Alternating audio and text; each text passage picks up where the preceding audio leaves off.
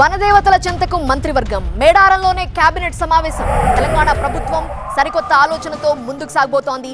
ప్రజల వద్దకే పాలన తీసుకెళ్లాలన్న లక్ష్యంతో పాటు గిరిజన ప్రాంతాల అభివృద్ధిపై ప్రభుత్వానికి ఉన్న నిబద్ధతని చాటి చెప్పేలా మేడారంలో మంత్రివర్గ సమావేశం నిర్వహించాలని నిర్ణయించారు. ఈ సమావేశంలో పలు కీలక అంశాలపై చర్చ జరగబోతున్నట్లుగా సమాచారం.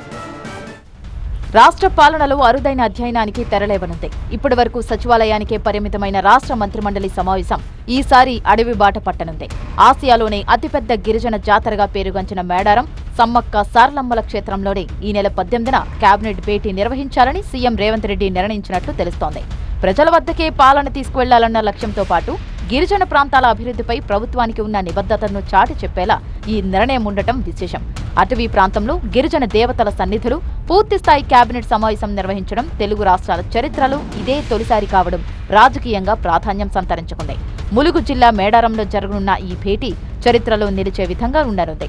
ఉమ్మడి ఆంధ్రప్రదేశ్ కాలంలోనూ ఇలాంటి ప్రయోగం జరగలేదు. రేవంత్కు సమ్మక్క సారలమ్మతో భావోద్వేగ బంధం ఉందని అందుకే ఇక్కడ కేబినెట్ భేటీ నిర్వహించనున్నట్టు మంత్రి సీతక్క తెలిపారు. మేడారం మహాజాతర ఏర్పాట్లలో భాగంగా ప్రభుత్వం ఇప్పటికే విస్తృత స్థాయిలో చర్యలు చేపట్టింది. లక్షలాదిగా తరలివచ్చే భక్తులకు సౌకర్యాలు కల్పించడంపై ప్రత్యేక దృష్టి పెట్టింది.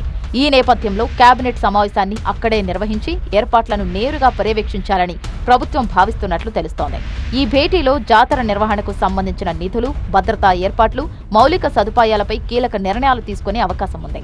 దీనితో పాటు రాష్ట్ర ఆర్థిక పరిస్థితి, వివిధ శాఖల్లో అమలవుతున్న 6 గ్యారంటీల పురోగతిపై కూడా చర్చ జరగనుందని సమాచారం. సీఎం రేవంత్ రెడ్డి ఈ నెల 18న మధ్యాహ్నం మేడారం చేరుకొని కేబినెట్ సమావేశంలో పాల్గొంటారు. భేటీ అనంతరం అదే రాత్రి అక్కడే బస చేయనున్నారు. 19న ఉదయం అమ్మవార్ల నూతన ప్రాంగణాలను ప్రారంభించి దర్శనం చేసుకున్న తర్వాత హైదరాబాద్కు తిరిగి చేరుకుంటారు. అదే రోజు సాయంత్రం సీఎం విదేశీ పర్యటనకు బయలుదేరనున్నారు. ప్రపంచం ఆర్థిక వేదిక సమావేశాల కోసం దావోస్ వెళ్లే షెడ్యూల్ ఇప్పటికే ఖరారైనట్లు తెలిసిందే.